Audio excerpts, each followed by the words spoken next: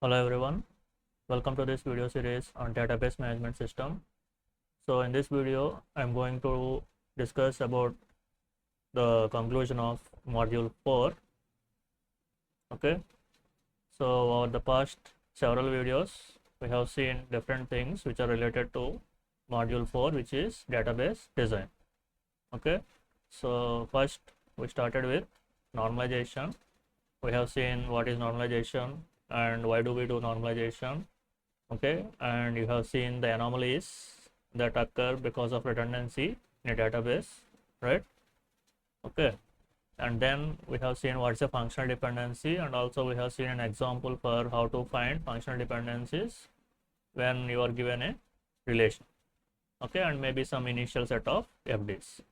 So I am talking about those axioms. Okay, we have three axioms, right? Reflexivity, transitivity, and augmentation. Okay, right. And then we have seen different normal forms. So I have discussed first normal form, second normal form, third normal form, and BCNF, Boy's called normal form. Right, we have seen examples also.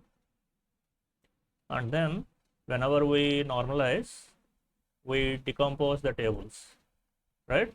We take the large table and divide it into small tables. That is called decomposition. And whenever we are decomposing, we should see that two properties are satisfied. One is lossless and another one is dependency preserving.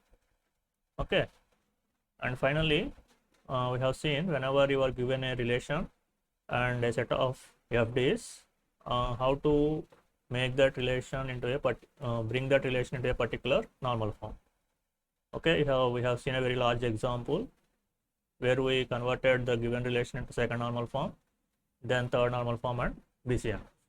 Okay, so that's it guys. This is about module 4.